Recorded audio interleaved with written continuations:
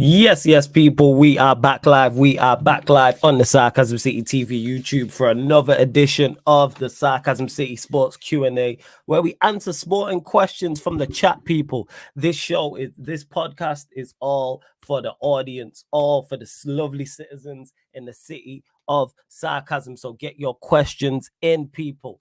CASEMIRO staying at Manchester United. Reports broke yesterday stating that he could be on the way out to Turkey, but it seems that CASEMIRO is going nowhere and is staying at Manchester United. And speaking of Turkey, Osimhen has signed for Galatasaray on loan. I can already see in the chat plenty of Manchester United conversation. So like I stated, get your questions in, people. If you're a member of the channel, your question takes priority like a super chat, people. So if you're a member of the channel, I will star your question and I will get to it. Of course, if you super chat, I'll also get to your question as well. I'm sure some more of the gang will be joining shortly. But like I said, get your questions in. But before all of that, big up everyone who's supporting Sarcasm City TV as always. But run up the likes, people. Whether you're watching this live right now or watching this back after, hit the like button on the video. And if you don't have an account and you're watching this, you have an email address, create a YouTube account, Gmail, whatever the case may be, and hit the like button on the video. Make sure you share across all the socials. Make sure you're following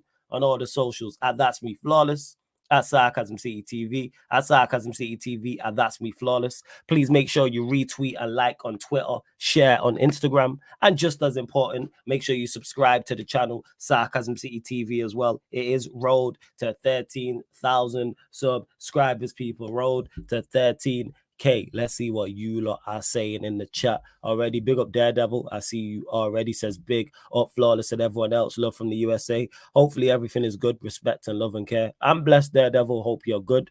Now that we have Agate, I'm pretty sure CASEMIRO will be benched. Think midfield of Maino and Agate, which I actually don't like, to be honest, Daredevil. I'd rather see CASEMIRO, Agate, and Maino. Bruno's the one I want to see dropped. Do I see that happening? No. But and is that an ideal midfield? No, but I want to see CASEMIRO, Agate, Maino. We won't see it because Bruno plays every game. But I think that's our best midfield out of the options we have. But here we are. More on, this is from Jamie Jackson about Ineos talking about Ten Hag's game model. So I will start those and I will get to it. Good to see Malacio has been included in Manchester United's 25-man squad for this season's Europa League. CASEMIRO also included. So love that because it's good just to hear his name and hopefully he can get back playing as well. CASEMIRO currently expected to stay at Manchester United to at least until 2025, despite links with Galatasaray move. Brazilian midfielder not planning to leave the club. No concrete talks taking place with Galatasaray. I trust him. He'll be back, Ten Hag said after the Liverpool game. I actually agree with that still. I actually do agree with that. I fully believe that CASEMIRO will be fine. And there is the criticism of him is over the top. Stratford Gamer put a lot of information in the chat, so I'm starring those. Big up to Sunshine. Says hit the like button on the way in, people. Yes, run up the likes on the way in. Big up to Mello. Says big up Flawless as well. Let's see what else you lot saying. Mohammed says big up Flawless. Cold intro. Big up, man. Appreciate it. Like I say, get your questions in. Sunshine says, did we get an update on Anthony leaving? That's the one I want to go. I don't believe he's going anywhere, unfortunately. I don't think he's going anywhere. I really, really don't. Big up Thomason as well. Felix watched today. What other football watch-alongs during the international break? I'll probably do the 2 England games and that's it. I ain't doing any more. I'm going to do the 2 England games. Actually, yeah, it was the 3 England games. Wait, I've got it here. It's the 2 England games. 3 England. Ireland, England. There's 2. England, Finland as well on the Tuesday. And I do France, Belgium. I may do one on, France, Belgium. Yeah. They're the 3 international games I'm doing over the international break. I couldn't remember. That is subject to change, though. That is subject to change. Big up for Sam, talking about what 3 points. Yeah. What a Zubermendi for you, mate. Dunsey says, fuck England. I hear you on that. Big up, Dunsey. Big up, everyone. Big up. Shout out to everyone who's locked in. Hassam, nothing gets past him. All 3 names end with land. Yeah, man. That's what I'm saying. All 3, that nothing gets past you. Subscribe to Don Hassam's channel as well. But in regards to Ineos and what got stated, let me get to that. Hold up. Stratford Gamer. Ten Hag's game model is being scrutinized by Manchester United's football department, which is overseen by Jim Ratcliffe and led by Dan Ashworth and Jason Wilcox. A major part of Wilcox's role is to monitor how the first team play. So why surely these are intelligent people. These are intelligent people. These are footballing people. These are people who've been at the top end of the game and worked within professional football for a long time, probably 20 plus years. Why did Manchester United look the way we look? Surely that was the conversation beforehand. Hey, we are going to play this way. And then surely from when we looked how we looked at Fulham, that conversation happens and it changes. So it's all nonsense. I don't believe these, man. All types of foolishness, man. I don't believe these lot whatsoever. Big up, Jeff. Yeah, man. What you saying, bro? What are you saying, man? You good, Jess? My bad. Yeah, man. I'm good, man. What you saying? Oh, bless, family. Oh, bless. You already know. We already know. And yeah, Warrior J, here we go again with this bullshit, like monitoring how the first team play. How come no other team has this big song and dance and carnival over the way the team plays? Every other team, whether you think they're good or not, or whether you get results or not, play a certain way. And it's clear as day. Whether it's Manchester City, whether it's Aston Villa, who are chasing top four, whether it's a Newcastle, whether it's a mid-table team like a Brentford or a Palace, or whether it's a team battling relegation like an Everton or an Ipswich Town, even Luton Town last season. Even though they got relegated, they had a clear. I watched them 3-4 times, and they played the exact same way every single time. Every game I watched, whether it was against United, whether it was Arsenal, whether it was Newcastle, I only watched them a handful of times, but they played the same way. So why is all this big song and dance, you know what I'm saying, and whole worldwide carnival for Manchester United to have a place? Oh, we're looking into it. How about change it? How about do something about it? Because we're going to, after the international break, we're going to play Southampton and look exactly the same. So what are we looking, what is there to look into when all the evidence is staring you in the face? That's what I don't understand. What are we looking? Oh, there's concern. Why was there not concern at the start of the season? Why was there not concern in preseason? Why was there not concern when they took over in February? Why was there not concern by the end of the season? You know why? Because we won an FA Cup. That's why. And these men made the incorrect decision to keep this manager. And now look, that's why they've got him all this help. What other manager has all this help surrounded him? They brought in 2 managers alongside him. Like Van Nistelrooy managed PSV. Heck, managed, I don't know what team it was in Holland, but actually managed the team. Wilcox has been at City in a technical director role. Ashworth was at Newcastle in a director of football role. Barada was high up at Manchester City. What are we talking? I'm just tired of it, man. Oh, free, and it's just all this big palaver. All this palaver, monitor how the first... I can tell you how the first team play from home. Terrible. That's how we play. Terrible. What is there to oversee? What is there to look at is my point.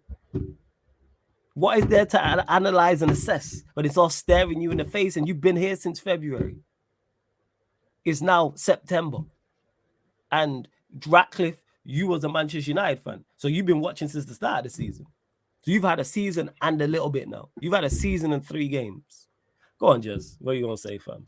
Nah, bro. I just find that crazy. And I'm like, for all the United fans making excuses for them in terms of, no, like, they have good, like you mentioned before, they have done good things, bro. But just be honest when it comes to the obvious things. Like, the fumble in the back by just not sacking them because I still remember the conversation when people tried to convince me that they're going to force him to play a certain way that he's supposed to play. And I'm like, where did it ever happen where a football club forces a manager to play a certain way that he doesn't play?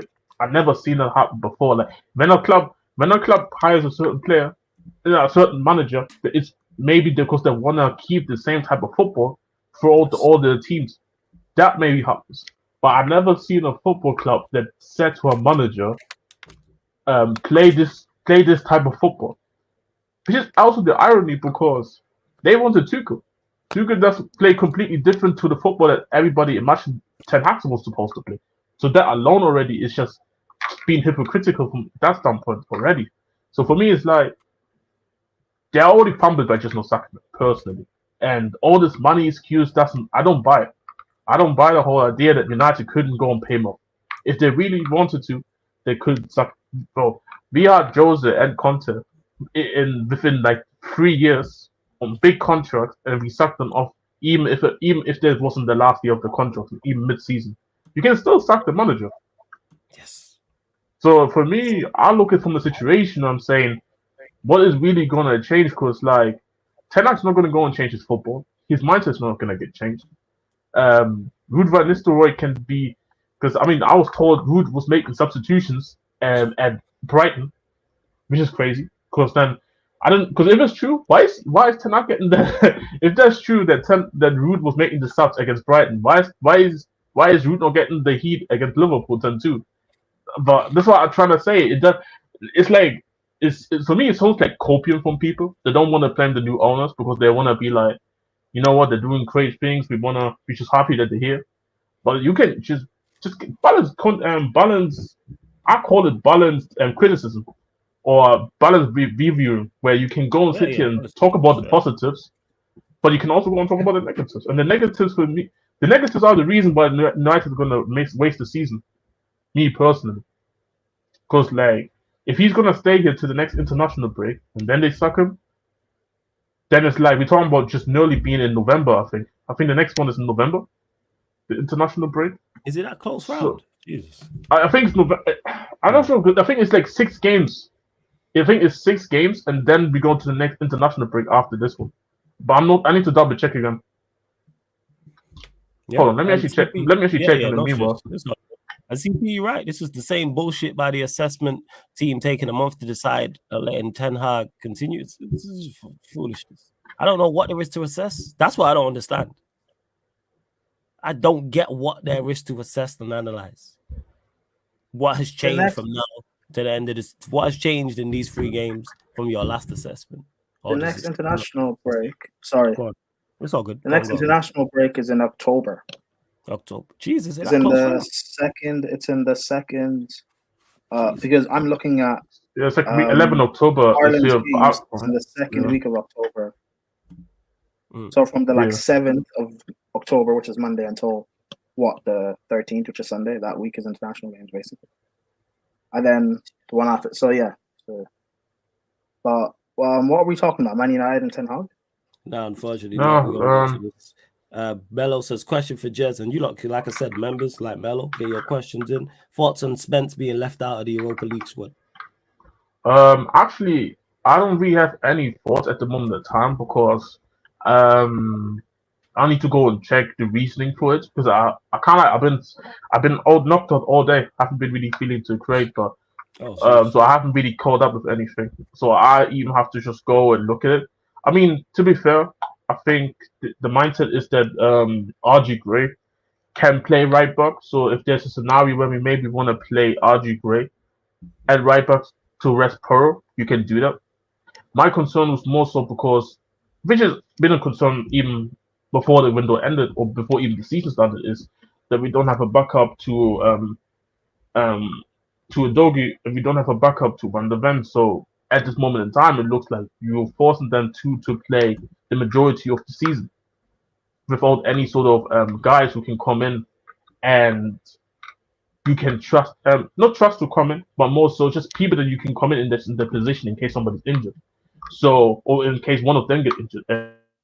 And we don't want, I said, is that I don't want them to get overplayed because you don't want to risk them to suffer long-term injuries because it will also not affect. It will not just affect them; it will affect the manager and it will affect the team, but it will also affect the club from a long term in case recurrent injuries happen. So I'm a bit concerned because I think Spence was playing left back as well in the preseason, so maybe there was an idea that Spence maybe plays at times left back. But then again, I need to go and check the reasoning why he got left out, or if that was just was that a manager decision? Was it a squad registration issue? I need to go and check. But if it was either one of them, the manager and the club knew how he was going to go into the season. So if you have problems, then it is what it is. We just have to manage it. Like the window is over already. So I'm not really going to go and cry about if we don't have this, we don't have that. The season already started. We just have to deal with it. Yeah, no, I hear that. First, big up to Bad Red. So seeing how an unproven slot started, would you consider someone like Amorim at your club? I would have took Amorim in the summer. He was one of my 2 choices. I would Flick or Amorim. Either of those 2 would be fine. I would still take Amorim now. Obviously, Flick's at Barcelona. And people be like, oh, well, Amarim say he don't work out. You go and get the next manager. Then if the manager after him doesn't work out, you go and get the next manager, and so forth and so forth and so forth until you find the right one. Because I've heard that rhetoric before as well. Oh, you can't keep sacking managers. Yes, you can. Yes, you can. I wanted Amarim, man. You're a fan of Amarim too? Bro, yeah, bro. Like, I wanted him since, like February, March. I wanted Amarim, but like, you know, we got Maresca, so let's see what he's gonna do. Yeah, I mean, it's a good thing for him anyway to be another season of Sporting. Because like he's been a lot of experience, so it's a good thing for him. They're in the Champions League. You had in Champions League, right? I think they're in the last season. Surely. Yeah, there should be the Champions League then. If there should be Champions League, if they won the league. Yeah, I swear. But the point I'm making is people is like, yeah, I'd be interested to see him in the Champions League. If he fails, guess what? It's like you go on to the next manager. Yeah, because I swear he wasn't. Yeah, they won the league, yeah. I'm in the cut as well. Yeah, I thought so. I thought as much. Let's see. But you lot continue to run up the likes. Just under 45 of you lot. Sorry, over 45 of you lot in it. Let's get up to 40 likes, people. Hit the subscribe button as well. Continue to get your questions in. Like Mello, if you're a member, I will start your question and I will get to it as well. I'll start the best non-member questions. Of course, if you super chat, I'll get to it as well. Let's see what else has been said. I know you lot have put some more comments in there. Here it is. What is this? MUFC have appointed Sam Arif as a performance director until the end of the season. Arif is regarded as an industry leader and heads to United following spells with England, Manchester City. Regarded industry, following spells with England and Manchester City. You put it twice, but that first. This is all well and good. I don't know what this is to analyze. Performance director. I think performance director can mean anything across the whole club, innit? So I know. That's why I was asking what does it mean. Dan Ashworth targeted Eric will start his new role on an interim basis on Monday. The new man is likely to be tasked with ensuring manager Eric Ten Hag and his players are provided with an elite environment in which to challenge. There's nothing wrong with the environment, people. The manager's just shit and so are the players. I don't think people in which to challenge what though? Say that top again? 4? What to challenge top 4? Well, according to our captain, top 4. That's the aim. That's what the captain said. Okay. That's what the captain said. Maybe I didn't hear everything about what Bruno said, or maybe there was a clip or something. But like him saying, what was it that he's actually said? The aim is top 4. He said that. What was it? Someone dropped the quotes. I'm paraphrasing, but something along the lines of the title is not a realistic aim. The realistic aim is top 4, so we can get back in the Champions League.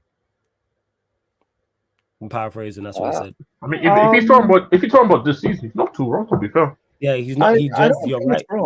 He's not wrong, but you don't say that. I heard her. Captain, you don't say that publicly. What would you rather he had said?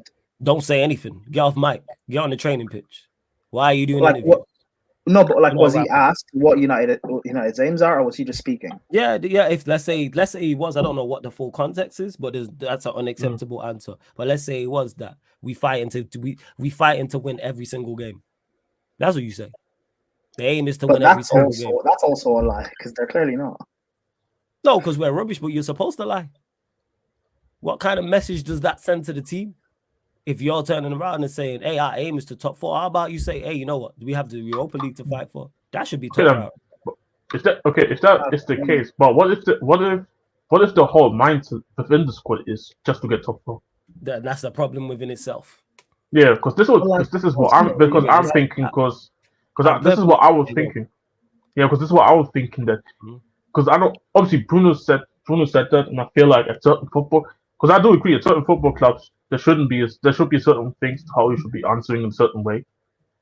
But I feel like that might just be the mentality across the whole thing, getting top 4. Because I feel like even a lot of United fans, if United don't, for example, United don't go and win the FA Cup, United don't win the Europa League, but if United finish top 4, a lot of United fans are going to be happy about Ten Hag because they got back to the Champions League. And I think this is just the mindset all around. I think.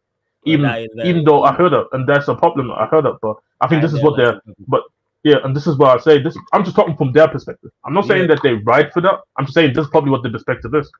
I'm perfectly aware that this Man United is not ready to win the Prem, We are indeed fighting for the title with the concrete and real objective of trying to finish in the top 4 in the places that give access to the captain UCL.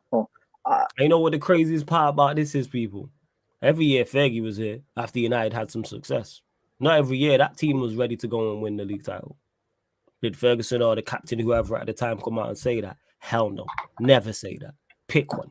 So that's why I'm not even hearing, under Fergie. Like, no. There was times where the team was blatantly not good enough. When we got knocked out in 2000 at the Champions League, I think it was 2000, 2001. I think in the interview afterwards, I think it was 01. Yeah, because I think they knocked us out 2 years later after we beat them. Because Bayern won it in 01. I think they did anyway. But Keane was in an interview and said, yeah, we haven't moved on from 99. Maybe this is the end of the road for this team, including myself. That's self-reflection after getting knocked out. And he was right because we weren't good. Like, that's when the downside, I think we went 3 years after that without winning a league title. The point that I'm making is a captain is never going to say that 3 weeks into the season. That's my biggest issue with this. This ain't game week 33. This is game week 3 after a loss at home to Liverpool. I'm not talking about, top 4 is the aim. Not Europa League, not FA Cup that we just won. No, top 4. Embarrassment. Embarrassment. Maybe I'm playing devil's advocate, but like you always talk about, yeah, you do. You talk about like self-awareness. Yes. Well, is this not your captain being self-aware about the quality of the squad? I don't have an issue with him thinking that. Don't say it. That's my problem. You don't say it publicly. Yeah. You can believe that. That's cool. I have no issues with him believing that because he's spot on. But you don't say that publicly. How does that help, Prime? No, you're right. I'm just... That's the point I'm making. It don't help. Because you're the same guy who said, yeah, I scored a goal against Spurs, and if it wasn't for me, it would have been 6-0 instead of 6-1. This is the same guy. I still remember that. That was good times, man. This is the same guy that people said got booked on purpose to miss an Anfield trip. Whether he did or whether he didn't is a whole different conversation. You don't say that. Sometimes you should lie. Managers do, and I get it to an extent. Fergie used to lie all the time. No issue with it whatsoever. Certain points you lie. No, you lie because you lie because you don't want. You lie because you don't want certain conversations to come off a crowd, because everything that comes out in the crowd, it comes out to the media. Everybody can see this book. So now we discussing and talking about how Bruno's saying top 4 is the standard currently at the moment in time. But this is where I do have to. Everybody else. What does that do for everyone else? But this is where I think everyone. You're supposed to inspire. You're leading the troops to battle. How does this inspire everybody else? How does a Xerxes look at that, reading that and go? How does a Collier or a Mano look at that and go? A Diallo, a Garnacho, a Malacia who's coming back. I'm using the younger player. How does that help? Yes. I'm the captain. No, I'm a young player. Whether I've just come to the squad or I'm coming back in Malacia's case or Diallo's case, first full season, and my captain says that 3 weeks into it. Where is the motivation? How does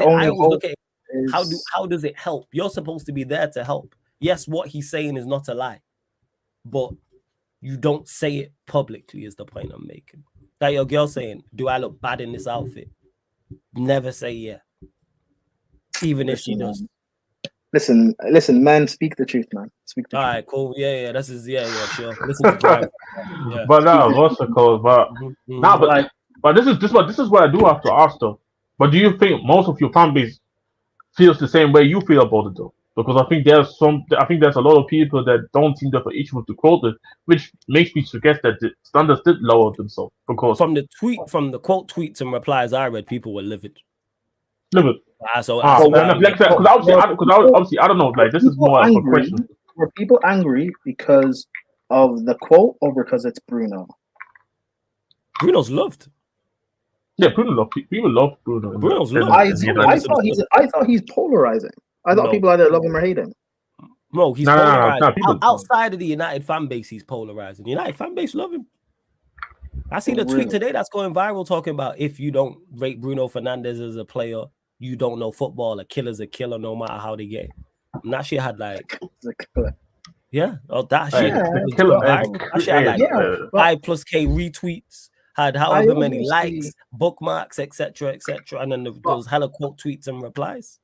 but I also see people talk about Bruno like, because like I said, polarizing, like how kind of Mount was at Chelsea. There are people who loved him, and there are people who, like, for lack of a better word, hated him. I thought that was the same with Bruno at United. No, not within the outside of the fan base. Yes, within the fan base, no, he's loved. And he was getting covered that because one thing Manchester United fans will always be against is him saying that. Like, people, I see a lot of people being like, "How's the captain saying this?" Again, he's not wrong. I ain't even disputing that. That's not my issue. Saying it publicly. That must be coming from younger fans then, because like knowing, like, I'm 26, knowing what Man United is, like, there should be no reason why, regardless of performances, there should be no reason why, like, United fans should have any sort of love for Bruno, considering the sort of legends that have played for the club. Oh, no, but I have love for him because he gets goals and assists and that mess. I think it depends, because I think it depends, Brando. But like, ultimately, you still have, like, and maybe this is different because Palmer's a better player, but Palmer's had a great season at Chelsea. But ultimately, like, you still have to win something first. You have to win something for me, even if it's that Europa because you're sensible. Because you're sensible. See, but this is where a lot of, whether it's Spurs, whether it's Chelsea, whether it's Manchester United, a lot of fans have this toxic love where it's once you put on a shirt, I love you regardless. That's why you lot are losing at home and they're singing Conor Gallagher's name. No, I know. I mean, it's ridiculous. Like, the fact that we've had our own players in the past, like, 18 months, Correa, Caicedo, who have spoken out and said, like, you know, when Caicedo joined last year, he's talking about the first half season, he didn't really feel comfortable playing at home because of how Chelsea fans were treating him. Like, that's embarrassing on our part as a fan base. Chelsea fans will complain about the crowd at home and how these tourists are messing it up, but these people who go week in, week out, and again, I'm not like blaming everyone. You have the good people like Lewis and Fator and whatever, but like, a lot of the people who go week in, week out. After 20 minutes, you guys are chanting about Conor Gallagher, and you're not backing the players who are playing for you. That's embarrassing. That's demoralizing. Like, how do you think the players, if we go 1-0 down against anybody, how do you think the players are going to feel? Why would they be motivated to even care? I don't know, man. When I hear Conor Gallagher, like, and by the way, this has been happening for. This has been happening. Steve, no one cares. No one cares. This has been. This has been, bro. This has been happening, man. Conor Gallagher. Go on. Thank you. Yeah, man, let him finish. This has been happening for years. Like, Rudiger was getting abused from Chelsea fans up until Tuchel came and we went on like a purple patch for a year and won the Champions League. Like, our fan base will abuse just about anyone if they're not, you know, English and from Cobham, and it's embarrassing. If they play for your club, like, and again, obviously they have to be performing, but regardless, once they put on the shirt and they cross the line, like, you have to back them and hope that they do well, because it only benefits your team. Players I don't like Sterling and Gallagher, once they're playing for us, I want them to do well. Like, there's no like agendas for it. Like, you need your players to do well, because if they don't, like, there are Chelsea fans this season actively wishing for us to perform poorly, just so they can say, I told you we shouldn't have sold Gallagher. I told you we should have kept Poch. I told you Maresca's not good enough. I told you this ownership is destroying our club. Everyone wants just to say, I told you so. They want this club to fail. It's embarrassing. But this I think this is, you know, probably this outside successful models, like for example cities. I feel like every fan base normally has that type of fans around where they wanna hope for their own agendas to come through, so they can come out and talk about how they were right, how is that. But in reality, I just feel like for me, I look at it from the perspective of you talking about players not feeling uncomfortable at this Stamford Bridge. I'll be honest, bro. I'll be honest. I just feel like I feel like you automatically have a harder when you're just black. I'll be honest. I'm just being unfiltered because I just look at it from a perspective of like how somebody like Chilwell, or even not even just necessarily black, somebody just foreign considered as a foreigner. Because remember, Chilwell used to come on, play for Chelsea. Your fan base celebrates this guy. Cucurella comes on, and I know you don't rate Cucurella like that, but no, I Cucurella do comes on. I do recognize. Oh, you do. Okay, fair enough. So Cucurella comes on. He performs decently, yet he still gets booed or he gets booed off the pitch. And you see what I mean. And I feel like every fan base has that. Yeah, go on. The first year for Chelsea, like the amount of stuff Cucurella was going through in his personal life, like he was getting robbed. His house got robbed and stuff. Like he was going through a lot of stuff. And again, whether or not that excuses your performances on the pitch and whatever, but like the fact that Chelsea fans will make excuses for a Chilwell bad performance, but with Cucurella, the guy has to go. He's not good enough. Yada yada yada. And now people will still make excuses and say, "Oh, he's had a great Euros. Now we should sell him and bring Chilwell back into the team." Like this one I'm talking about. It's favoritism at the end of the day, because even the Spurs fan base, certain players, the way they're perceived compared to other players, when they haven't done as much, and it's crazy. It's crazy, and I feel like with Bruno Fernandes the same way. Like, and it's also perception as well. When you see somebody out there running around, actually not doing running around doing nothing, but because they're running around, that's more considered as, wow, he's giving it all for his football club than somebody that maybe doesn't run as much. You automatically put into the category as lazy. You put it into the category as he's not a hard worker. And bro, I said, for me, the football culture just in general in England is something that I just don't rate. It's just in general, because the way football fans look at certain footballers in a certain manner, just because they don't do certain things that appease them, is crazy to me. That's why when I sit here and say why English fans complain about the atmosphere from around the Premier League, of fucking course, because you guys don't even love the game like that. You love your own. You just love the people that you want to love, and that's it. You don't really love the players in that team. You don't want to actually support them. You don't. It's all favoritism. Look at across Italy. Look across Germany or Spain. Look at how they love the game. Look at Japan. Regardless even if the team concedes, the atmosphere is going crazy because they're stand behind the team. Everybody, not just a couple of them. And this is why I say, like, for me, I'm looking at it from a culture perspective.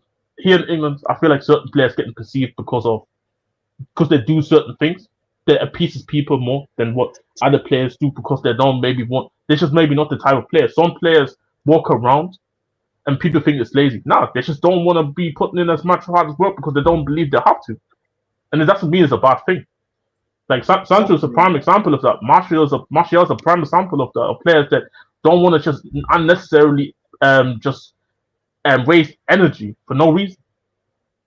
And then and that's England. Like they rate, and I get it, like working, like you're off the working hard, like is, I get it. It is an important part in football. But absolutely, when people equate just running around to just you doing something, like Gallagher or Bruno or Mount, for example, running around for the sake of running around, but not actually affecting the game.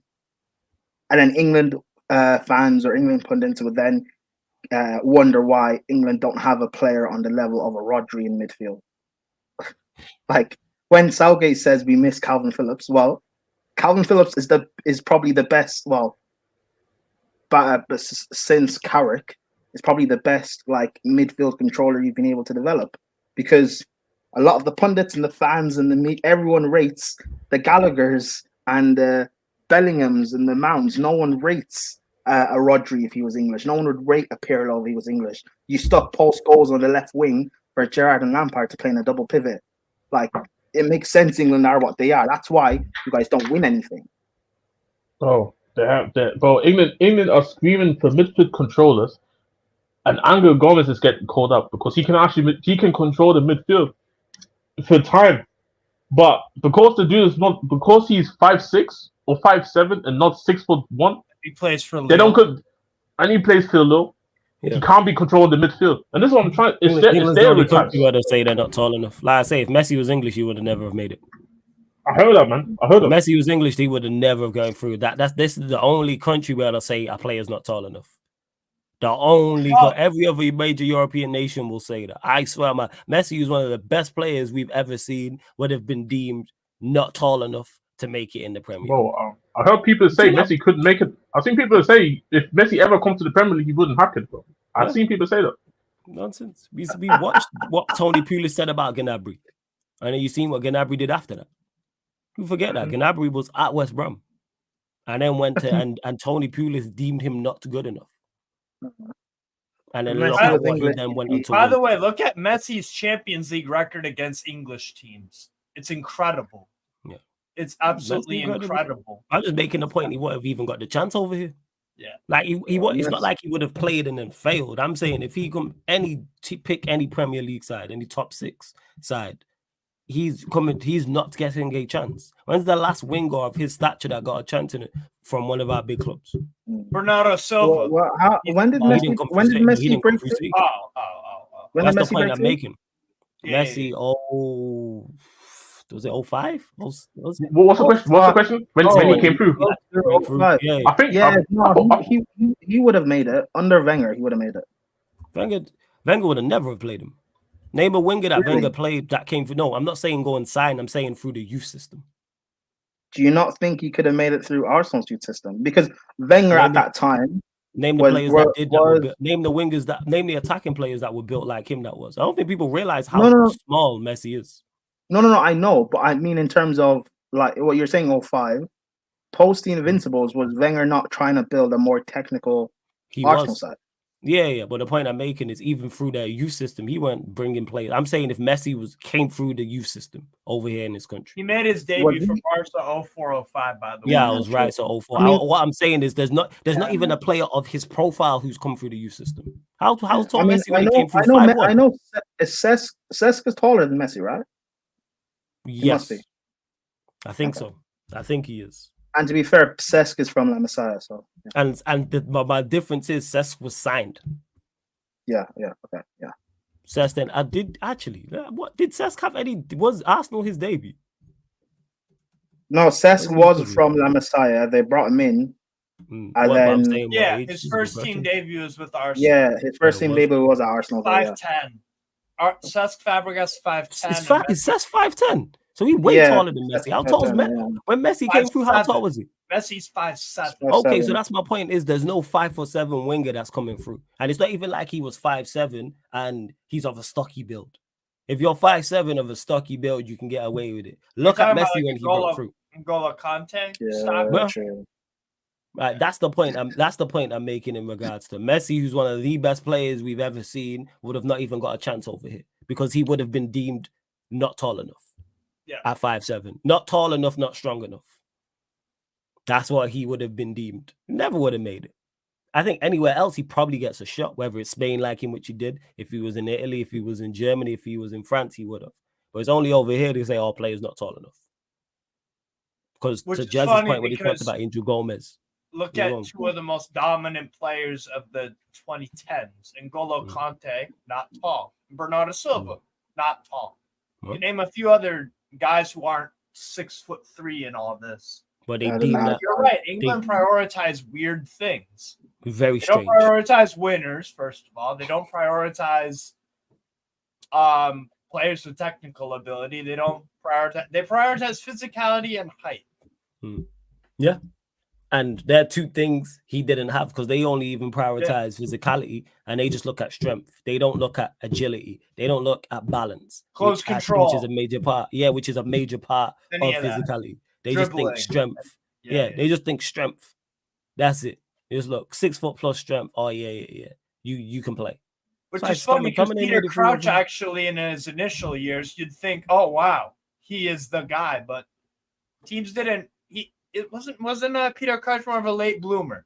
It took it. Peter Crouch is actually technically decent. But Peter Crouch played for played with Liverpool, right? He played for Spurs. Like Peter Crouch had a pretty good career. He did. What I'm saying is, it took a while for his career to get started, even though he was tall. Yeah, sure. Yeah. Again, So he's but that one of ties the into exceptions. He's one of the exceptions to the rule. and also that That's ties into his physicality because he's built like me. yeah. If he was built like a Diamond Traore, he would have been fast tracked. Yes. Or if he was built like that, that's what you meant back to your. They associate back to what you were saying. They associate it with physicality, which of course you need, without doubt. But that physicality, I don't like how it's one or the other. That physicality should come with technical ability. To me, it shouldn't be one or the other. Which You Crouch should have, actually had. You're right. yeah, you should have physical attributes. We should also have technical attributes. Why can't you have both and then have mental attributes to go alongside that? Because that's how you get the best players. But it's like people think, oh, one or the other. Like, but hey, we move. But over 50 of you lot in here, run up the likes. I have 48 likes. Let's get up to 50 likes. Make sure you subscribe to Steve's channel. I'm going to add the link to the title. Make sure you subscribe to Sarcasm City TV. Continue to get your questions in as well. I'm just looking at members. Did you like any questions? Let's see. If there's any questions. Let me see. Well, yeah, back to what we were saying. Should have said the aim is that's it, Ramo. You give the PR answer. What's Manchester United's aim? To win all games. Take it game by game. How are we supposed to overachieve and the captain don't believe we can overachieve? Now, do I believe we can overachieve? No, what? But guess what? I'm a supporter. I have zero impact. Contrary to popular belief, me and all the other content creators out there have zero impapt in what goes on the pitch. We have zero flawless. But hashtag blame flawless. Was this quote after the yeah, it was after the Liverpool game because he's on international duty. So, wait, hold on. Okay. Yes. So if he came out and said, what you just said about Man United, our aim is to like basically win as many games as we can. We're gonna target the Europa League after getting battered by Liverpool. Like, is that not also funny? No, you just say you don't even have to say the target's Europa League. You say the aim is to win all games. We aim to bounce back from a disappointing defeat to Liverpool. PR answer. We're gonna go against Southampton. How are we supposed to overachieve? Let's say Arsenal, Liverpool, Chelsea, all the Newcastle, all the teams around the Spurs don't have good seasons. We supposed to be there to take like the season we finished third. No one expected us to finish third. Yeah. We took United played well, and we also took advantage of the teams around us not doing well. Say that happens again. There's no way around this. Our aim is to win all games. Simple as that. But like I said, this is the same man who said I scored a goal in a 6-0 defeat. If I didn't score it, it would have been 6-0 instead of 6-1. And this is the captain. That's what annoys me the most. There was no need to say it. I found this tweet where let me check my bookmarks, Bruno. People hide behind this tweet. He said it sarcastically. On Sunday. So I think this was after the game. You guys played, right? Or maybe before the game. Someone was talking about since Bruno has been at Man United, the midfielders he's played with. So he's played in a midfield of Bruno, Matic, Pogba. He's played in the midfield of Bruno, Fred, Pogba. He's played in the midfield of Bruno, Fred, McTominay. He's played in the midfield with Bruno, Casemiro, Ericsson. He's played in the midfield with Bruno, Casemiro, Fred. He's played in the midfield with Bruno, Casemiro, Mount. He's played in the midfield with Bruno, Casemiro, Menu. And since you've now signed Ugarte, he will play in the midfield with Bruno, Ugarte, and Menu. So what's the constant in that midfield? Everybody else's fault. Yeah. That's what it is with Bruno. It's everybody else's fault. Hashtag don't blame Bruno. And you know what's funny? Hashtag you can't blame Bruno. All the time that Pogba was here, right? And everyone kept people kept saying, oh, we're spending all these monies on midfielders to unlock Pogba. All the money you've spent to unlock Bruno hasn't worked. Which is funny, going back on the whole judging players on physicality and strength and height and all this. Pogba has it all. So why did that guy? You know why? Because Manchester United screwed up in the first place by not. But if he was in the situation that Manu was in, because he was an academy kid, right? You bought him from Le Havre, I believe, as a youth, and then he got through your academy. If he was a free signing, if he didn't cost a penny, he might be treated completely different. But because you paid however much you paid for, I think it was 80 million or something, then he got the treatment that he did. It's not even that. I don't know. I think that's. I mean, it's not that. If Pogba was English, he'd be fine. 100%. Yeah. Like, because like look at like- Rashford. The way like Rashford's still spoken about. Like, do you guys know how old Sterling is? You know he's 29, right? 29. Yeah, He's 30 this year. Rashford's You 2 know, years old. Rashford is 2 years younger. He's 27. Younger. Rashford's a big man. And Yeah, he's he's a kid forever, man. an academy product. You know how crazy that is. Bro, they're still calling him Starboy, bro. No, that's not a Starboy anymore, bro. That dude is a pro ass man, bro. People are comparing him with Saka, who's still a kid. That's me. Bless Yeah. Bless you. Appreciate Like, it. bro, that's what I'm trying to say, bro. Like, it's crazy. And see, you have certain English players with there's an exception because of certain things. Like, for example, Sterling, actually, ironically, the perfect example. I feel the people just hate Sterling because of what happened in Liverpool. So, Yeah. that's just one of them few exceptions there. But, bro, as long as the flag next to you is the English flag, or you somewhat protect it. Like, Reece James is a prime example, bro. Did you say English flag? Yeah, bro. The English stuff, bro. Bro, I'll be honest, bro. If Reece James wasn't English, bro, and didn't come through Cobham, that dude would be getting haunted out of Chelsea. Oh, yeah, English. Yeah, Chelsea fans would have killed him like 2 years ago. Yeah. I'm trying to tell you, bro. Outrageous. No one would have. If fucking Reece James wasn't English and he wasn't from Cobham, no one would have given me abuse for calling him fat. People would have said he should leave. That's all I'm saying, man. But because I do and he's English, it's a problem. All I'm gonna say. It's absolutely No, cheating, but CP, yeah. you can't get a link. No, you cannot. Yeah, I No. literally just sent him one. But as I was saying, in regards to wrap up the Bruno conversation quickly, just don't say it. Again, not all the time, be honest. Same way you want to always be honest with your kids. That's what it should be. Not everything needs to be said. Like that's There's a just time what and a place. Yeah. Yeah, but again, the way that he lacks awareness on the pitch, it's not surprising he lacks awareness off the pitch. It's not a surprise or not a shock whatsoever. Like in the slightest. Big up Are you CP surprised, Flawless, that he said it? No, not in the slightest. I'm used to these men just making wrong decisions on and off the pitch. It's not a surprise whatsoever. Yeah. CP's in the building. Yes, CP. What are you saying? Is he there? Sorry, Flawless. Just had some things to say with this Osimhen BS. Yeah, because he's gone on loan. He signed for Galatasaray on loan. People, yeah, thoughts on it. Fucking, what a fucking clown this man is and his manager. Okay, because first, Napoli f's the bag for Saudi for asking for 5 more million. Okay, then we lowball him because everyone's saying we gave him 68,000 a week. It's actually like we gave him 50, but then because the English tax system, it basically halves that shit, right? So if he wanted to earn the same he was earning at Napoli net, we would have had to pay him 300K a week. Okay, and the ironic thing is, first we were thinking of doing a loan with an option of buying, so that means the loan would have meant he would have kept his wages like he is in Galatasaray. But then we decided to do loan with obligation, and the obligation would have been like the same base value, but then we give him a shitload of incentives, aka you make the Champions League, you get a shitload of money. You score X amount of goals, you get even more fucking money. So he would have been earning that much if he just played for our team. But this man now has gone to Galatasaray for a year. For a year, because apparently some insiders from yesterday from this Chelsea content creator named Alex Goldberg, that guy was saying, because he's connected with Osimhen somehow, saying that even though there's a break clause for 63 million in Jan, he wants to stay the entire year because of, it's going to be offensive to the fans and the love he felt from the Galatasaray fans or whatever BS.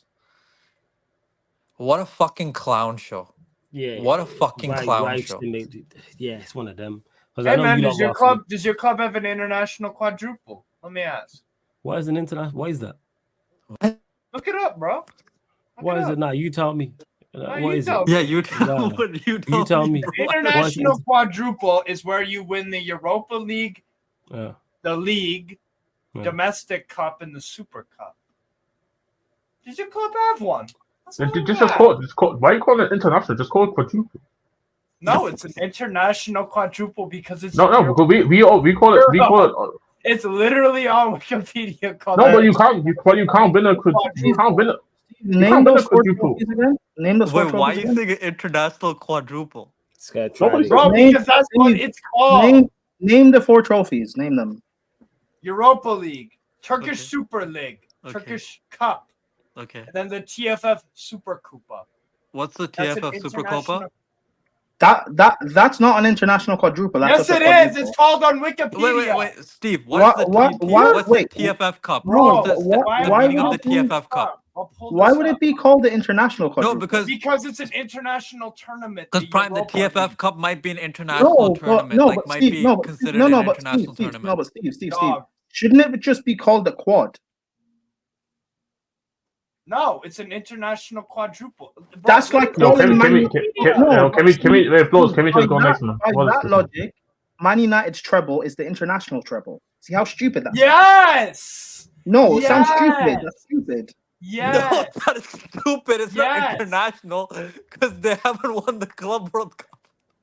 No, bro. It's not You guys are at trying best. to- It's You a guys are trying to European quad. discredit. You guys are trying to discredit. I'm not discrediting it. I'm No, calling it a it's strong like, it's name. a quad. International It's the treble. quadruple right here. Turkish Super League. Turkish That's not Cup, international. Europa League. That's Super not Cup. international. Yes, it is. No, it's not. Yes, it is. They don't do Yes, Bro, Well, can we just yes, move on? it- What is Yeah, it? yeah, yeah. Anyways, literally. Cool. back. Alright. Okay, Steve. Sure. Back to the main point of Sure. argument. At best, it's a European quad. All right, At best, cool. it's a European We're quad. we're but just gonna okay. keep it stepping. Any- All right, anyway, cool. Anyway, you lot. I was saying. United. Yeah. Yeah, hey, chat. Answer Alright. question. Anyway. Send some questions, chat. Chat, get your questions in. wait. Get your questions in chat. This is Actually, I have a Why question. am I being Steve, we don't- I have a question. Yeah, Steve, we yes. don't- Go on, Steve, Hey, we don't- hey. we don't care. Go on. Anyway, No, okay, that's a question. That's a question that I have. Actually. Anyway, You know, yeah. back to going to the now because I have a question, Bram. I have a question actually because I want Go to on, move on. I want to move on with that.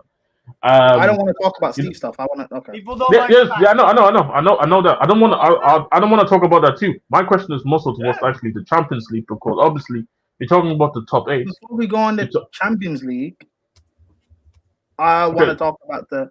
Are we not still talking about what we were talking about let's- before? No. All right, But- go on. but- Give your but- Osimhen take, and then Jez ask you a question. Oh, it's Go on. Osimhen. We were talking about Osimhen. Fair enough. Then yeah, go ahead. Yeah, Go ahead. give your Osimhen take on him going to Galatasaray. Because I I get he wanted think the more whole- money, but yeah. But Yeah, I think the whole thing is a shambles from all points. Really, talk about it. it's a shambles from Chelsea's side of things. Like Okay. you've been chasing this guy for like over a year. Mhm. You've basically had like the deal more or less in your hands in terms of Napoli have hired Conte. Conte only wants Lukaku. You could easily do some sort of a trade and swap deal. Victor wants to come to Chelsea. The only stumbling block really is De Laurentiis and his agent, and you still can't get the deal done. And you're even potentially going back for him in January. Like that's just embarrassing. It's embarrassing on Napoli's and ADL's point of view because this is a guy who you if you had sold him last summer, you maybe could have got the 100 mil plus you wanted, but you set a 120 mil price tag. You wanted to induce a bidding war amongst the top clubs in Europe. Most of the top clubs in Europe already have a striker, or they don't have a need for Victor Osimhen. The only one that really wants him is Chelsea. PSG would need to sell a striker to be able to buy him. And Saudi comes along and you want to sell him to Saudi because you want more money, which I get, but Victor doesn't want to go there. So ultimately, if you do end up selling him in January or in the summer, apparently the quote I just seen on Twitter is like 65 million, which from 120 to 65 is quite embarrassing. And from Victor's point of view, you've missed out on your dream move and you've also missed out on generational wealth. Like it's embarrassing on all ends personally. For me, I think in generational wealth for like a Nigerian, it is. So you don't understand. If you talk about the side move, it's definitely I generational. agree. Fine, That's why. On the side note, salute to Ivan Toney for getting the bag. Love that. Yeah. Go on, Yes, Ezra. sir. But yeah, in terms of this, like, just I don't know. You took the Galatasaray deal, fair enough, but like, as of right now, like, if you want another big move, you're gonna have to do something at Galatasaray that's like unprecedented. have they not won the last like 10 titles on the bounce or something? No. No. No, Besiktas has and No? Fenerbahce Oh, has in between. No.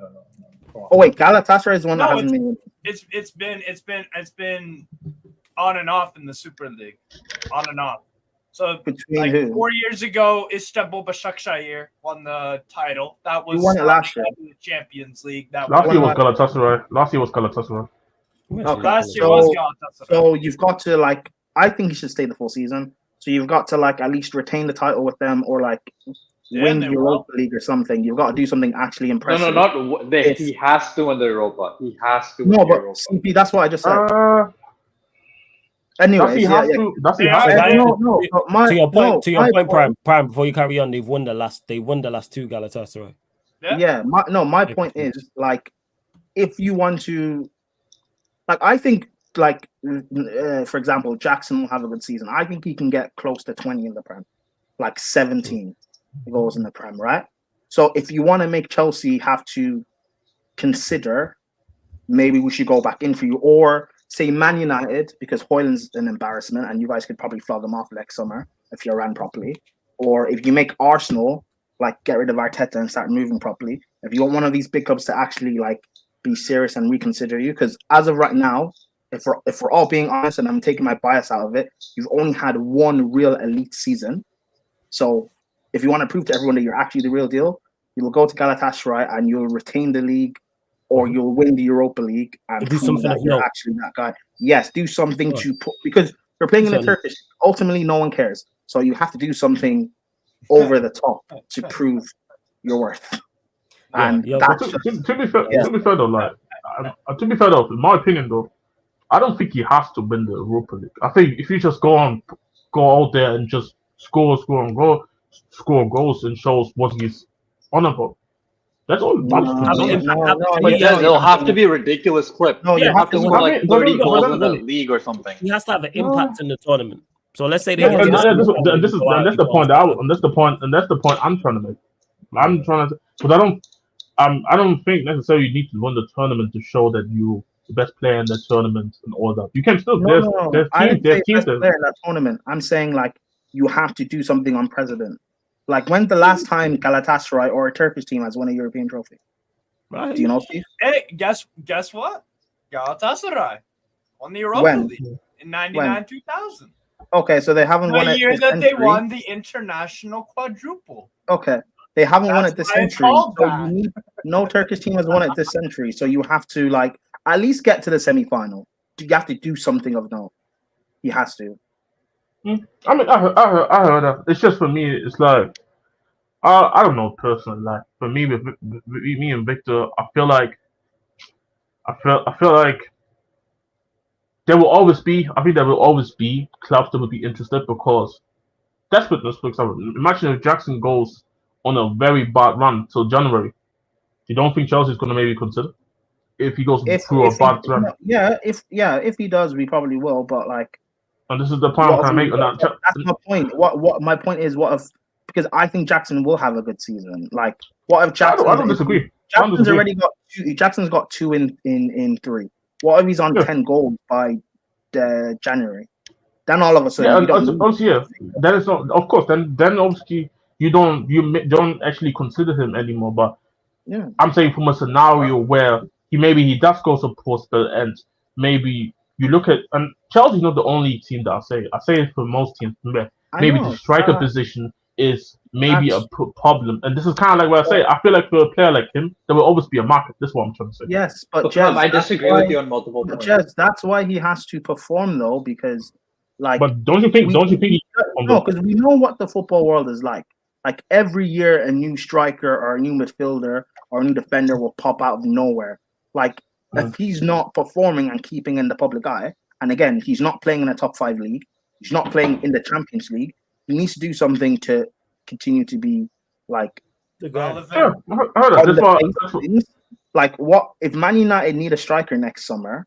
Say they sell Holland or Hoyland. Why would they go for Victor Osimhen? Why can't they go for Gyökeres or another striker that pops out of nowhere? Like that's my point. There could be multiple reasons to why they may not. Showing that he's that guy. That's my point. Yeah, and I heard it. Like for me, my biggest issue with somebody like him is more about his wage demands because I always said like you're not really somebody that can demand the wages. I think he dropped his That's another reason why you need to perform. if he's You want willing that money, you need to perform and show you're worth that money. if and this is where I say like if let's say he doesn't have a great season and he has to reevaluate in the long run I think he loses out anyway because I don't think he will have a season where he will go and make people believe that oh I'm worth that money because you just not at the platform to do so. People are not going to give you that type of money. So in the long run, he already missed out on me. He can have an amazing season order. I don't believe nobody's going to go and throw in the money at him. When's the next AFCON? Is it? It's 2025 December 21st.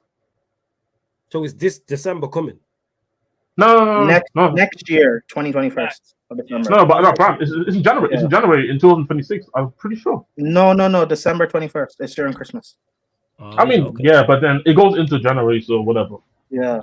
Okay, first. Yeah. I was just asking because obviously international tournaments is something you can put yourself in the shop window as well. That's why I asked. Also, from a Nigerian point of view, like, bro, like, drag us to the World Cup or something. Do something. Because the way it stands right now, it's embarrassing. Drag us to the World Cup, bro. There's no chance. Prime, didn't you say you have no chance of doing that? No, but that's my point. I want him to do it for us. Yeah, we need something. Yeah. Bro, we need to wear shambles. We need something. Yeah. But yeah, CP, you said you disagree. What do you disagree on? Oh, like a multiple. So first, Napoli, they don't look like complete idiots in my opinion. Because if you're talking about money-wise, yes, they're less than the 120 euros, but they're at 75, and this year is their last year of amortization for Osimhen. So after this, it's straight cash for them because they bought him in 2020. It's 5 years. They don't do 7-year contracts like us, so they're getting straight money. Even for the release clause, they're getting it now. They don't have to worry about that. So they don't. That's why they don't care as much because they're getting the money now, and it's basically all cash now. Yeah. After this, especially after Galatasaray is paying their wages for the rest of the season. Yeah, and it's going to be a release clause, so they're getting the money now. Or they have to. People will have to pay above the release clause, which is they're fine. They're still getting the money. They're still getting the bag. That's the thing. And apparently based on reports too, because even if you think about it, like 120 or whatever, that price was dropping throughout the summer anyway, so no one's gonna pay it. No, but what they wanted is like they thought that they could do a bidding war between like Chelsea, Man United, Arsenal, PSG, etc. They thought they could do a bidding war and rise it up to 120. No, the release clause was at 120. It's not they're rising it. That's the release. No. Because like last year, the price was 100 mil. Yeah, which is 120 euros, which is the release clause. Oh, okay, my bad then. Continue. It's the euros conversion, Prime. That's the thing. Okay, my bad. And then the other thing is there's rumors that apparently Chelsea are gonna try to go for him in January because apparently the next day our sporting directors contacted saying we're willing to pay the full wages. I don't know. And the theory is behind why, like in the one day, why there was a change of heart is because UEFA's financial physical year ends in December while the EPL's ends in June. So the reason why we couldn't get Sterling fully off the books, that's why we're paying over 50% of his wages. That's why we couldn't give Osimhen that money. So what we're doing is waiting till UEFA's financial window to close in December, and that's why then we can afford his wages in January. Dream on. So we did all this on purpose. Dream on. Not on purpose, but we're saying if we could get him for right now, we were trying to get him right now with the wage structure currently, but then we're going to be more financially secure later. That's the thing.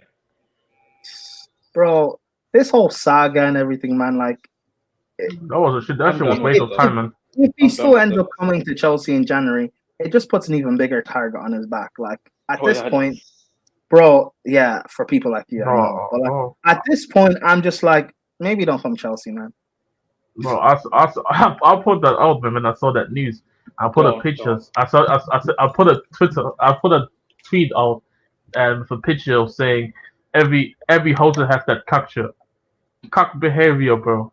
These, bro, if Chelsea go into John, bro, have some self-respect. I'll be honest.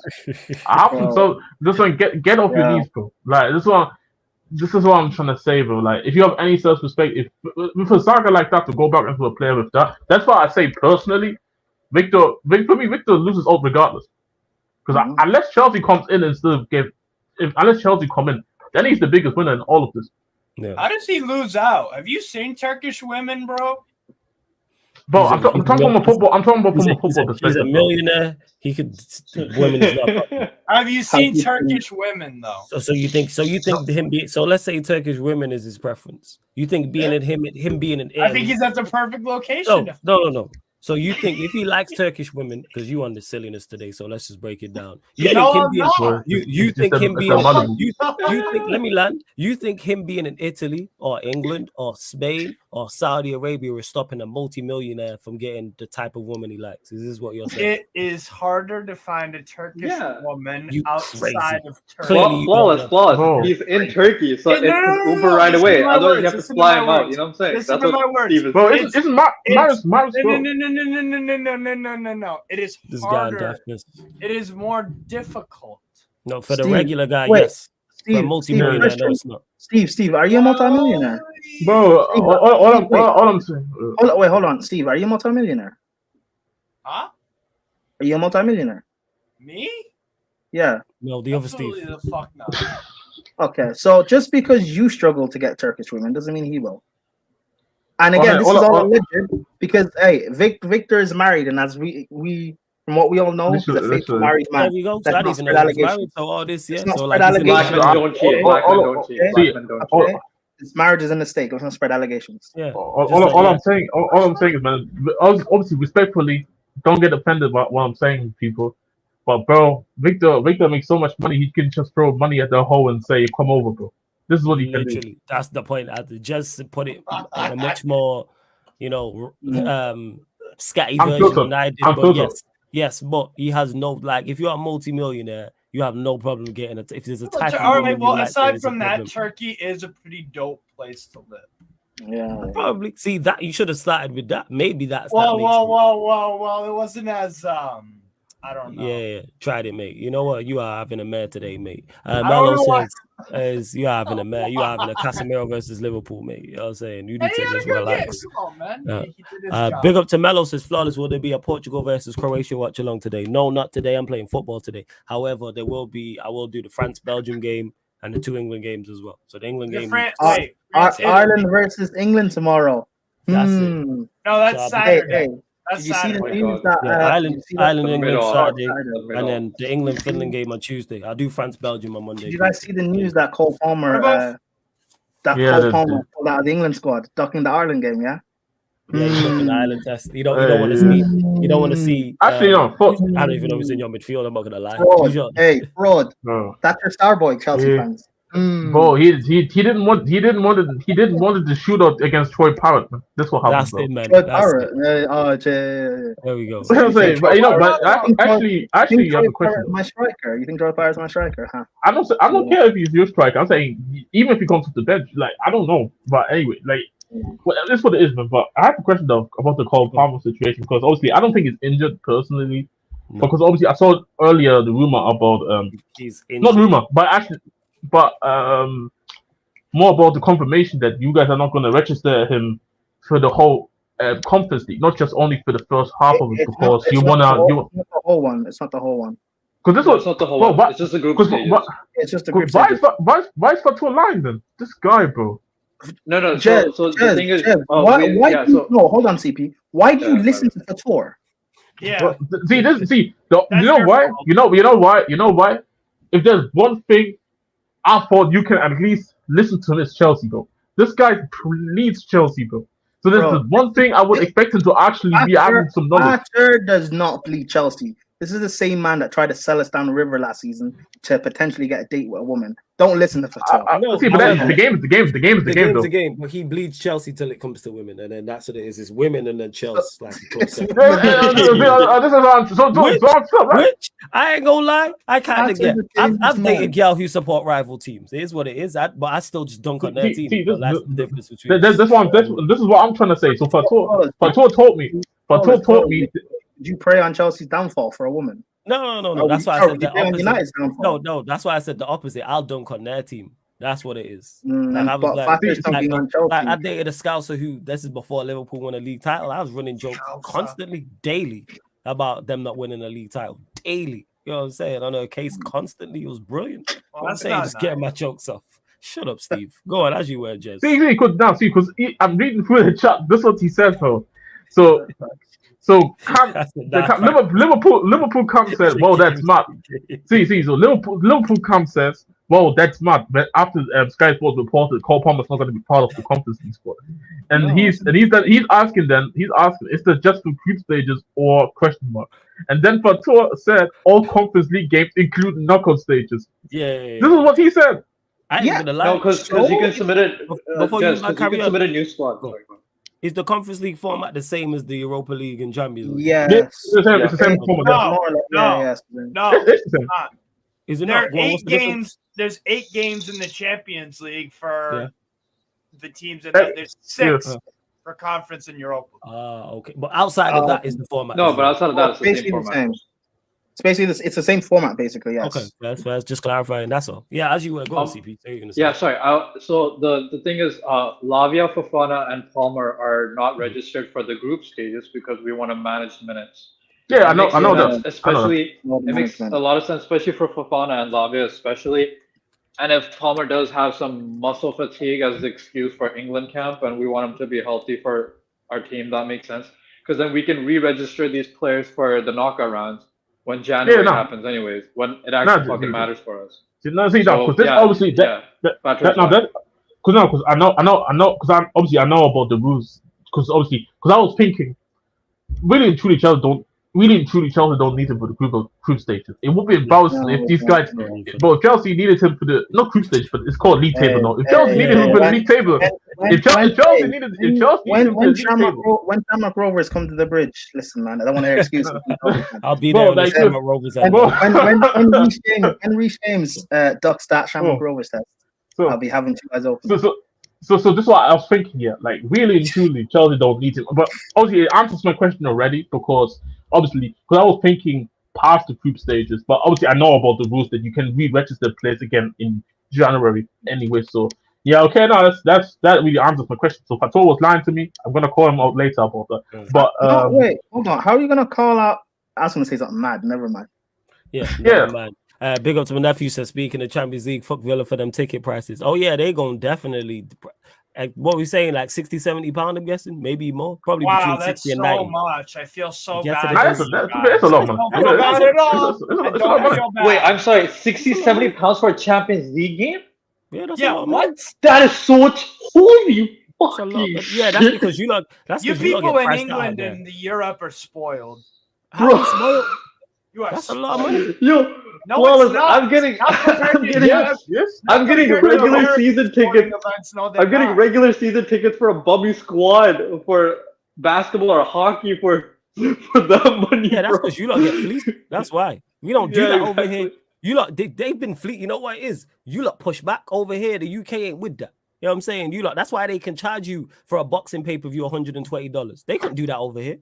Because you don't get fleeced. I found a way around that. But everyone has now, but I'm talking about they could never do that. They could never charge £120 for a boxing pay-per-view. They do that regularly for you lot. $80, $90. Bro, they couldn't do £80, £90. That's a lot, £60, £70. Bear in mind what you pay. You pay 30 at the moment. So you're almost, how much is it, nephew?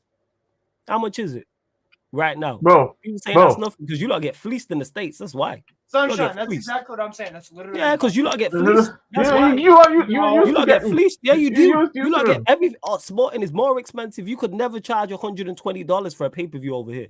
Never in life could they do that. They do that regularly for boxing events. I've been watching boxing a long time, speaking to people from stateside.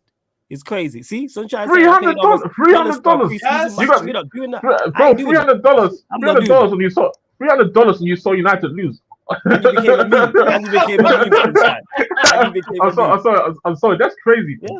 That's crazy. I see if I put, bro.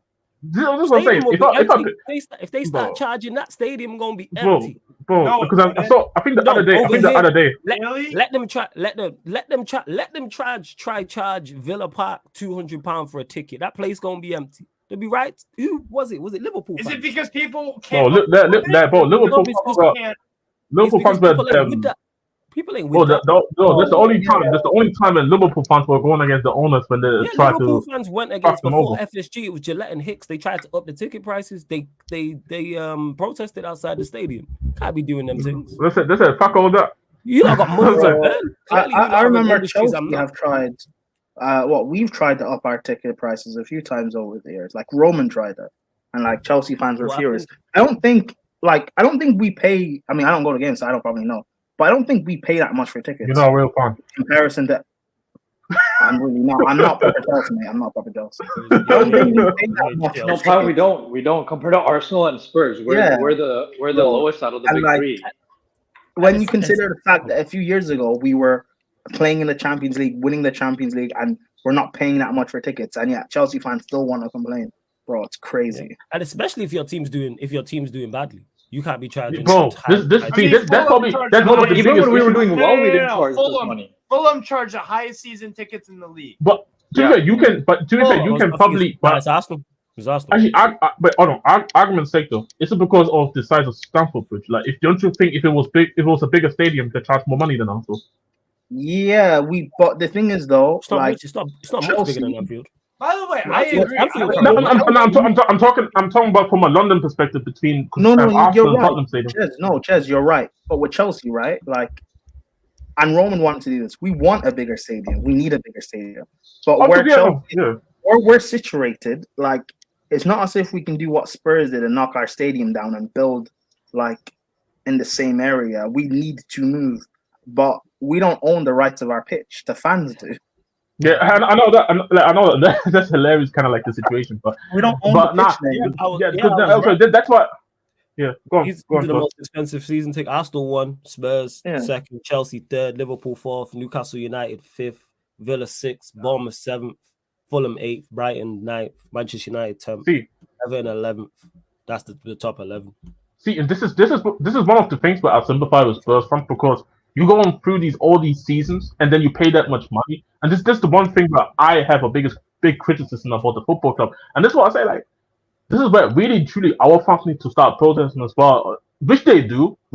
Sometimes there are banners in the stadium talking about the tickets. Even for I think there came a report out saying that Tottenham was one of the 3 clubs against the rise, and were against because I think UEFA wanted to lower the European ticket prices.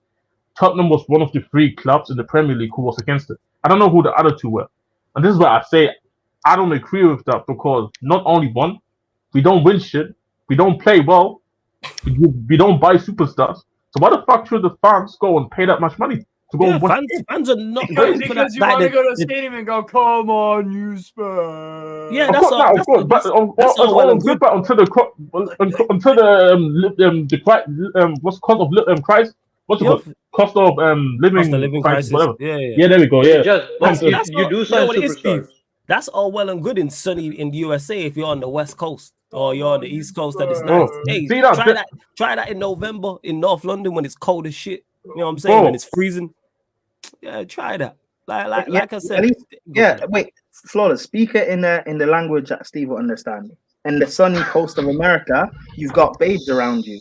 In England, who do you have? You got Big Dave next to you. You know what I'm saying? Exactly. You got Big Sue out there, bro. Yeah, man. Shout out to Big Dave. You might hook me up. But just I disagree with one point. You said you guys don't have bro, big stadiums. shut up, bro. I know where you have R9. You have R9. But let me get to this. Ronaldo. Nephew said it here. We did it last season. They fucked around with Carabao Cup tickets. Nobody turned up and we lost. Pretty sure it was over 30 for round 3 of the Carabao Cup. People are not going for that. Yeah, Villa fan. Yeah, Villa fan. Yeah, people are not going for it. People are not. People are not going for it over here. Like if your team's doing well, you can get away with it to an extent. If your team, I remember when it was it last season, the season before, Chelsea played City back to back in close proximity. I think they played him in the Carabao Cup and they played him in the league. Or it was the FA Cup and it was the league. Lewis was like, "You are ticket. Tickets are going cheap. No one ain't going for that shit. I don't even think the tickets were that expensive. The stand was empty. That was empty both times. He was like, "You are a ticket. Don't worry, I won't put you on camera." Was I was this like, under Potter? This was whenever you played them in quick succession. I don't think it was last. That might have been under Potter. I think that's the Champions League season. No. I think it was under Potter. So it would have been the 22-23 season. That season. Yes. Yes, yeah. I think it was. Whenever you lot played them, you play. I remember in the space of like 2 weeks, we play. Yeah. I think we either played them in the league and Carabao Cup. Mm-hmm. Yeah, we did. Yeah. Early, yeah. I remember Lewis saying both, and that's Chelsea City in the league, and the fans were like, "Nah." I don't even know how expensive the tickets were, but Chelsea, the end was empty. They ain't trying to go that. They didn't see that. Like I said, if your team's not playing well, go on. Say again. It was the Etihad. It was the away game at the Etihad. Yeah, the away game. It was at the Etihad. Yeah, and the City side was empty, so it was pretty much empty regardless. Oh my god. Bro, let me see if I can zoom. Let me see if I can zoom in, bro. Hold on. These are season ticket prices. I ain't paying. The cheapest season ticket price for an adult is $856. And obviously the holiday for that shit. Yeah, bro, 100%. Look at obviously here's the colors. So what the cheapest here? You're gonna be on them three areas here. Do you know how many people are on Tottenham's waiting list for season tickets? Does anybody know? Because I do. I'm not sure. There's some people. I know people that are in the waiting list, but me personally, because I don't really pay too much attention. Do you know the number? Do you know the number? I don't know the number. 100,000. Yeah, it's a long ass list. People are clearly willing to pay for it. Yeah, because they want to see their football club. Of course, but it's still crazy money though. Oh yeah, especially more affordable. Bro, I wish I had some Turkish women. All right, but we don't. This is reality. This is real life. And then think and think about it as well. The TV. I'm sorry, fam. Before I forget, sorry. But consider as well the TV. How much? Consider how much we pay for TV as well, Flawless, for the away games. It's so much money, bro. Yeah. And we're not saying people ain't willing to pay for it. That's not the question. We're just talking about it being expensive. That's all. Which it is. That's what stammed is. But it's even worse in the US, so I'm still envious. It is. That's what it is. Yeah. Yeah, because you don't fly back. How do you know this about Spurs? Huh? Googled it, innit? Did you Google it? Is that how you know? I know a lot of things about a lot of teams, bro. Football's my entire Steve, life. question. Does the Spurs stadium have a lot of Turkish, like a high Turkish population around them? Is that why? No, but Germany does. Germany. Okay. Well, yes, United's waiting list is mad long. Like, are people willing to pay? Yes, because people are willing to do crazy things for their football club. We're just talking about how it is. See, and you know, the most thing as well is the see. But your mic is kind of off. I don't know what's happening with your mic, though. But and the most thing as well is, and this is where I say, I do, even though because I don't consider myself a real fan because I don't go to the games. That's what they tell me. But to the fans that do go to the games, this is where I do think that need to go and let their voices know because I think Levy is the highest paid chairman in the league, bro. Yeah. So because how much money how much money we make as well just for not even winning, just from the stadium alone. That's why earlier when I made the point. Maybe I feel like if Chelsea were to eventually maybe get a new stadium, maybe they're gonna charge the prices nearly as high as well because of location. That was what I was thinking. And when you consider like we need you need money from the stadium. Like we're gonna have to eventually. Yeah. Like it makes sense to like a club like Chelsea. I think Everton have a bigger stadium than us, no? Yeah, they do. The new one, yeah. The new one, yeah. Oh yeah, the new thing. I looked this up ages ago. Our stadium is roughly around the same size as the Aviva Stadium, Ireland's national stadium. That's embarrassing. Yeah, that's crazy. But this is where partly I do hear maybe fans because. But this is what I say about the White Hart Lane, the old one, which is I feel like the atmosphere does change eventually when you go to a new stadium. But then again, Chelsea is the type of football club that goes on to go win actually some things. Because I feel like what will actually change the atmosphere in our stadium is if we actually were to start winning. This is one of my probably bigger criticisms with the ownership, saying how when you have these things here, when you build these type of things, and the atmosphere is as shit as it is, do something about it. Because it doesn't help the team on the pitch. Shit, every year it feels like players get moved off the pitch every single time. It shouldn't happen like that. It shouldn't happen. Bro, that stadium is what it's like. Our stadium is close to like 60K or something, just little over 60K, I think. Imagine also you have like obviously majority of the stadium will be Tottenham fans, bro. So imagine all the Tottenham fans booing you off the pitch, bro. Nah, man, this is where one thing I do have for issue, man. And then you charge that much money as well. Ridiculous, bro. I wonder how much the Palace. That's the way we like it. We like. I can actually go and check for you. I can actually check for you. Palace. How much do they charge? Palace, the lowest is 545. In regards to season tickets and one-off, because what my nephew was talking about is a one-off ticket price. That's for the whoever they play first, which I think is it Bayern Munich, whoever their first league game is. But yeah, no surprise, Villa are gonna either double the prices or even treble some of their prices because you got big teams rolling into town. So them 4 home games, they like all right. That's the most they're gonna make all season in regards to it's supply. It's the law of supply and demand. Absolutely. I said Palace have like 10 fans. Hey, Mike, I love how Max is on Palace. Palace. You know, Max is proper West Ham. I fucks with that. This guy be taking shots. We are proper Chelsea, Spurs. I like it, man. Shout out we are proper Palace over here, man. Whoa. I was buying only 30. You got a good deal if you got the Bayern Munich ticket for £30. See, bro. The tickets over in Germany are so good, and even then there are still complaints about it because they used to be cheap. Germany tickets are really nice though. Oh yeah, you can get a train ticket and beer, hot dog, and everything for like $30, right? Yeah, like it's both cheap over there in Germany. So you get I forgot you under 18s. Yeah, so you know him adult. He's on adult. Yeah, you get a kid ticket. I forgot. Yeah, bro, he's getting scammed. He's getting scammed from the kids, man. See, they're scamming the kids now. My dude, I'm saying.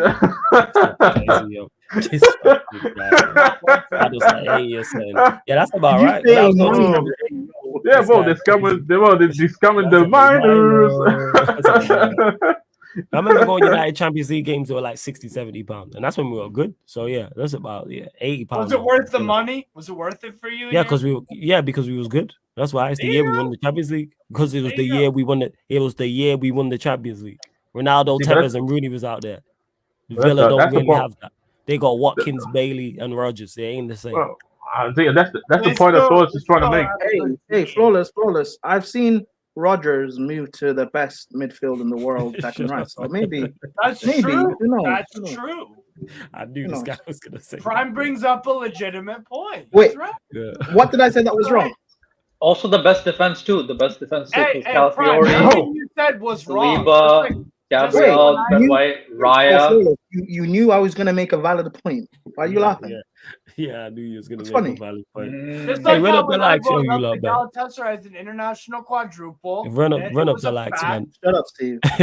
How am I a criminal? How am I a criminal? Hey, TJ. Stop it. It's not my It's not my fault you didn't have the beast to stop Morgan Rodgers. It's not my fault. Exactly. The beast Moreno. Hey, TJ, why you say fuck me for? But we're gonna close out in 5. Get members, get your final few questions in. Get us to 70 likes for free shot. Let me know who's still live. We're gonna redirect. Make sure you subscribe to Steve's channel. I'm gonna add the link into the title. I don't think I missed any members questions, people. Oh yeah, I won't forget Duran either. Sorry, my bad. I apologize. Yeah. We will be back live tonight, 11:45 p.m. Myself, Jez, and Surfer, Man United, talking at Tottenham Talk. Ballers at the Bridge podcast, talking all 3 of those clubs, United, Spurs, and Chelsea. So, yeah, I think that is pretty much it. Yeah, let me know who's live, man. Big up, man. Good to see you in the chat. Large up, everyone supporting as always. You'll probably get pro clubs after that show as well on the playback, people. But I've updated the playback schedule as well, all this month. So you can see all the Premier League games that are on there, or the Champions League games, Europa League games. I need to add the Nation League games. I added the NFL as well. Thanks for reminding me. NFL. I just need to do the thumbnails. But all of that is. The season starts today. Yeah. No one's live, really, Warrior J. Nobody's live. That's crazy. Usually around that time, somebody's at least live. It's tough. 6:30 p.m. on Thursday. No one's live. I'm very, very, very, very. No, I think wasn't Saeed live. No, he was live. He was live. Oh, earlier. You want someone live? RSM TV. He's a Chelsea fan. You know him, your guy. Yeah. What if you rated? Just don't say nothing. But yeah, playback people. Put the follow button on the playback. Just cut me off. Just cut my legs off, man. Steve's gonna say you should. What did you think I was gonna say? I just don't say it. Yeah, this guy was just gonna say some wild thing. But yeah, playback people. Make sure you follow the playback. You can see it there. NBA once that starts back. Be watch-alongs. NFL watch-alongs. Premier League, Champions League, Europa League, FA Cup, League Cup, UFC, boxing, as well as gaming content. Playback.tv/SarcasmCityTV, or download the Playback app. Go follow. Road to 700 followers on there. And make sure you follow us on Spotify as well, because you can listen to this podcast and all the other shows on the YouTube channel, apart from watch-alongs are on there. So Spotify, I know a lot of you lot use it. Follow, 5-star us on there. Same with iTunes as well, man. All you iPhone users, leave us a 5-star. 5-star us on there. Same with SoundCloud as well. And it's Sarcasm City TV across all socials. I'm going to refresh actually and see. I know somebody's live. 100%. Say you can raid the football terrace. Someone's going to be live. Yeah, someone's going to be live. Flawless, check the private chat. Where? I just put RSM's thing. Bro, one of Lewis's guys, yeah. All right, cool. Yeah. Bro, why am I? So it's kind of crazy, but why am I seeing football accounts that were supposed to put out news, tweeting about Douglas Luiz? No, not Douglas Luiz. Douglas Costa making OnlyFans, and bro, and they're putting the link on the tweet as well, bro. What is going on, bro? Yeah, man. There's women football fans, man. Some people in our chat. You know what I'm saying? They're in sunshine. Hey, we don't even talk about Sunshine's misogynistic and disgraceful behavior. Yeah. Don't even go there, man. Hey, Flawless. He's a misogynist now. Yeah. She was on that stream. It was terrible. I was so disappointed. I was on Girl Talk the other day. I confronted her about it. I stood up. Good. Nah, we got stunned. Not even for us. Not even for me. Standing for us as men. So she was doing her first footballing stream. It was episode 1. Then she started talking about men's volleyball. How she likes men's volleyball and just not even respecting them as athletes. These people trained. I watched it on replay, and I was these people trained for years. You know what I'm saying? To represent their country and try and win a gold medal at the Olympics, and she just reduced them just to pieces of meat. It was disgusting. Yeah, man. So is that all we are to her? Just food? We are just things. But in her defense, in her defense, she has changed. She has switched. She's seen the wrong in her ways. And episode 3 was all football. Yeah, objectify. Listen, flawless. A leopard never changes their spots, man. We'll see, man. We keeping a close eye on her, but make sure you subscribe to Sunshine FC. People can change. No, they can't. No, they can't. People can change. Can Fator change? Someone like Sunshine, who is. Can Fator change? Some people just lost causes. Yeah. No, he can't. No, some people just lost causes, man. I know. Life experiences change different. Some people are just lost causes. Like let's just be. Hey, like Sunshine. Hey, maybe you never know. But with Sunshine, I talked with her about it on Girl Talk the other day. And yeah, she I don't know, sometimes her attitude switches up about it. Sometimes she wants to own up to it, sometimes she doesn't.